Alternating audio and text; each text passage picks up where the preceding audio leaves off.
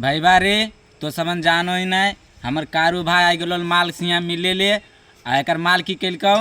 बप्पा भैया बोला के खूब मरबैलको आ देखी बेचारा टकला करवा दिल्के इहे ले हमर दोस्त बा एगो गाना गईतो आशीष यादव के जबकि आशीष यादव गलत गिलको आ अच्छा से गईतो। बाबू सोना कही के बोलनी तू घरा भागे, बाबू सोना कही के बोलनी तू घरा भागे,